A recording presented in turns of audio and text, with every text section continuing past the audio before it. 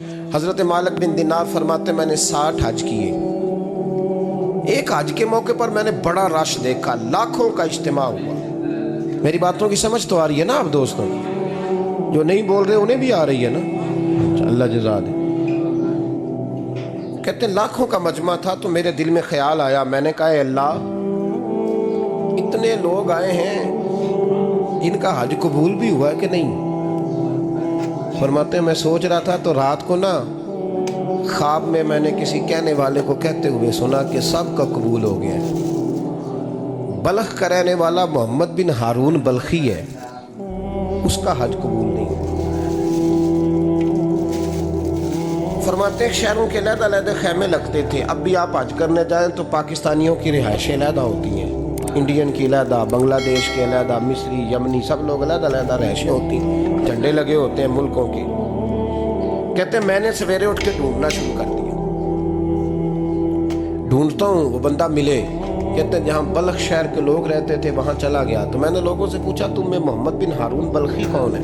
लोग कहने लगे वो तो बड़ा नेक आदमी है, परहेजगार है, बड़े भोले भाले, बड़े अल्लाह वाले, रियाज आपको बस हम ही जानते हैं, वो तो बड़ा नेक है, परहेजगार आदमी। तो मैंने कहा अच्छा कहाँ है? उन्होंने कहा पहाड़ के पीछे उसने खैमा लगाया हुआ है, सारी रात इबादत करता है, सारा दिन रोजा रखता है, कायमुल लैल है, साइमुद दहर है। क्या बात? फरमाते मैं उन लोगों की बात सुन के हैरान हो गया कि मुझे क्या बताया गया, ये क्या कह रहे हैं? फरमाते मैं पहाड़ के पीछे गया। हज़रत मालिक बिन दिनार अलैहिर्रहमा फरमाते हैं जब मैं वहां पहुंचा तो मैंने उस शख्स को मुसल्ले पे बैठे देखा।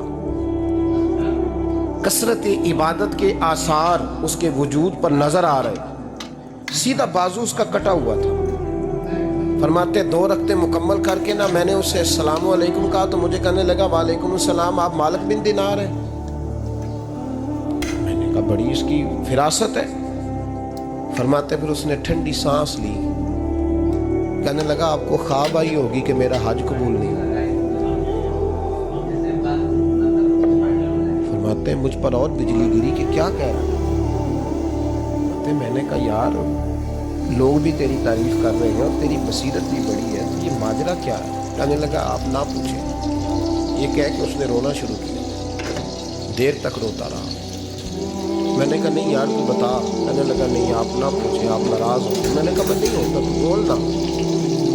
कहने लगा हुजूर 24 साल हो गए मुझे हज करते हैं, 24वां हज है मेरा, और हर साल कोई अल्लाह का वली आके बताता है कि जा चला जा तेरा कोई नहीं।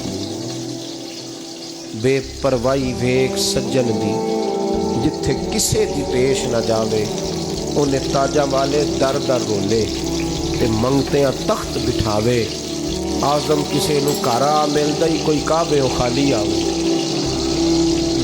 कहते हैं उसने मुझे कहा हुजूर 24वां हज है, हर साल कोई बताता है। मैंने कहा तेरी गलती। कहने लगा मैं अपनी माँ का नाफरमान। मैंने कहा वाकया क्या हुआ? कहने लगा हजरत अल्लाह ने मुझे दौलत दी, माल दिया, ज़मीनें दी तो मैं अय्याश हो गया। इमाम मालिक बिन दिनार रहमतुल्लाह अलैह फरमाते हैं मुझसे कहने लगा पैसे आए तो मैं अय्याश हो गया। रमज़ान का महीना था, असर के बाद मेरी अम्मा इफ्तारी की तैयारी कर रही थी, मैं गया। मैंने कहा शराब पी, अम्मा रोटी दे। अम्मा कहने लगी शर्म कर, शर्म कर, रोज़ा रखा नहीं तो जिन्होंने रखा है उनका तो ख्याल कर। कहते अम्मा की बात का मुझे गुस्सा लगा। मैं कहा करता हूँ बदनसीब है वो बेटा जिसका बाप उससे बात करते हुए डरता है कि पता नहीं कहाँ से बोलेगा। बदनसीब नहीं वो बेटा जिसकी माँ उससे बात करते हुए सहम जाती है कि पता नहीं कौन सी बोली बोलेगा। बदनसीब नहीं कि माँ बाप भी जिससे खोल के बात ना कर सके। हजरत मालिक बिन दिनार से कहने लगा अम्मा ने जब कहा ना शर्म कर तो मुझे गुस्सा आया, मैंने माँ को थप्पड़ मारा और मेरी माँ जलते हुए तंदूर में गिरी। लोगों ने मुझे पकड़ के अंदर बंद कर दिया कमरे में। सारी रात में शोर सुनता रहा पर नशे में धोता रहा। सवेरे आँख खुली तो मेरी बीवी बैग बांध रही थी। मैंने कहा कहाँ जा रही हो? कहने लगी जो माँ का नहीं बना मेरा कैसे बनेगा? तो मैंने कहा मेरी अम्मा का वो तो लोगों ने रात को दफन कर दी जनाजा पर।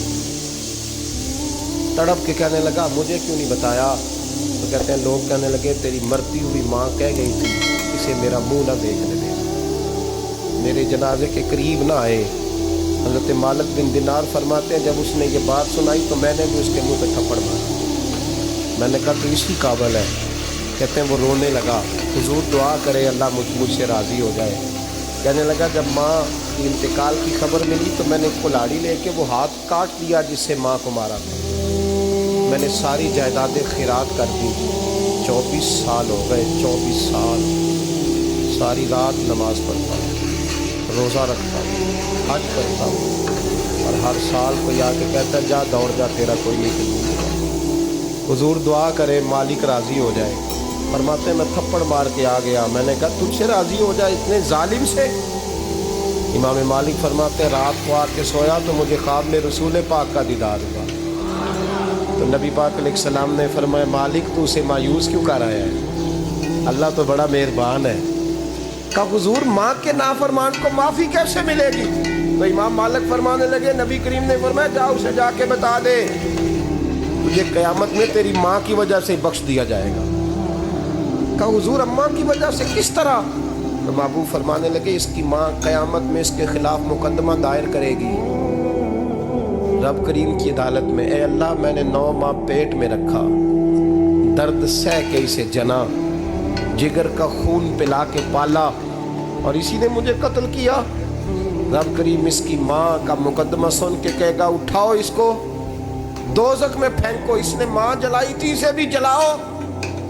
محبوب فرمانے لگے جب پکڑ کر کے مالک اس کو محمد بن ہارون کو لوگ لے جائیں گے نا جہنم کی طرف، ابھی فرشتے گھسیٹیں گے ہی تو پلٹ کے پھر اماں کی طرف دیکھے گا، اور دوسری دفعہ پھر گھسیٹیں گے تو پلٹ کے دیکھے گا، اور تیسری دفعہ پھر پلٹ کے کہے گا اماں یہ مجھے جلانے لگے، اماں یہ جہنم میں پھینکنے لگے۔